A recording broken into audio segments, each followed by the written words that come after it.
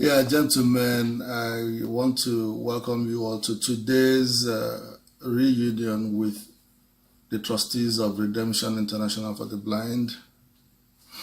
And I want to present my speech right away. So, happy listening. It is my pleasure and indeed a privilege welcoming the trustees of Redemption International for the Blind to today's reunion, May 11, 2019. I am indeed honored to have you all physically present here. I consider this an epoch-making event. The challenges ahead of this charity are quite enormous but not overwhelming.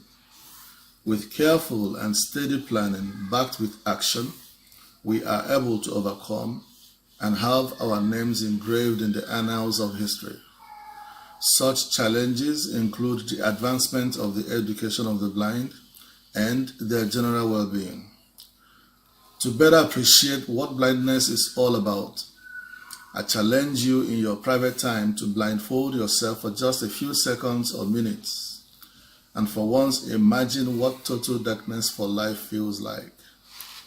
We must note that great many today who are blind never on their own chosen elected to be so.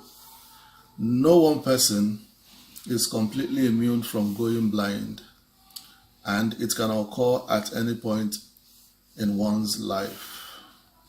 When most of you dress up in the morning to go out for the day's business, you are clearly able to look yourself up in the mirror to know what you look like.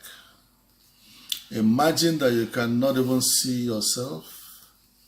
Imagine that you are unable to see your surroundings, whether your next step will land you in a ditch or a pit. Blindness is better imagined than experienced. It is indeed quite crippling and quite incapacitating, quite limiting and quite disabling. Blindness grossly reduces one's physical, mental, economic, social, and emotional ability to excel in most life-giving ventures. But for the advent of Braille, a form of reading and writing for the blind, and recent emergence of artificial intelligence, AI, largely driven by science and technology, the living standard of the blind would have remained despicably ridiculous. Building on already existing technology to better advance the independence and living standard of persons with visual loss therefore becomes a major task that must be accomplished. In accomplishing this task, we discover that the technology available to the blind at the moment is highly capital intensive and beyond the reach and affordability of most blind persons anywhere in the world. Hence the need for communal, societal, and governmental interventions. Redemption International for the Blind, in line with our vision statement, Hope for the Blind and Smiles on Their Faces, is hereby challenged to do all it can to bring hope the way of the blind and put smiles on their faces. Empowering the blind through education means making him literate and employable, which in turn empowers him economically.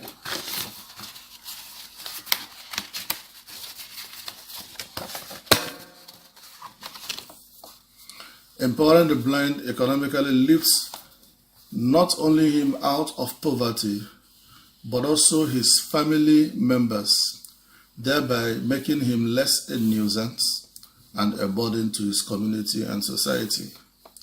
And one such clear way of achieving this goal is through the establishment of a Braille press to help not only transcribe published books into Braille, but also into some other alternative formats like audio and electronic formats. Braille is undoubtedly critical to the education of the blind and the visually impaired. Its importance can therefore not be overemphasized.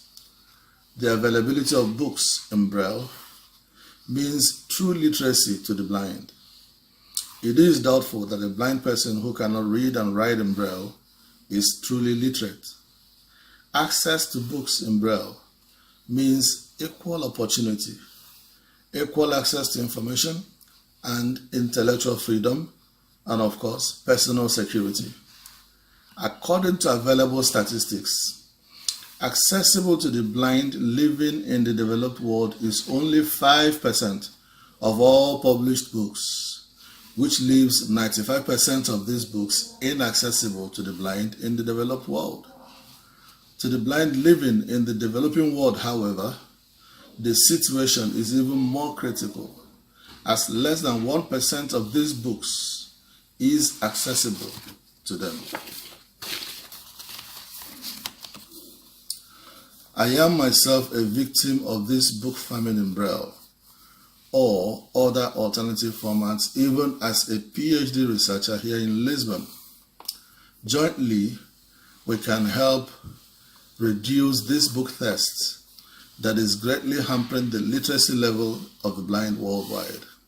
Together, we can help not only to advance the education of the blind and the visually impaired, but also his other needs that could help promote and encourage his independence and general well-being. Thank you. Sonny Ezurike, President, Redemption International for the Blind.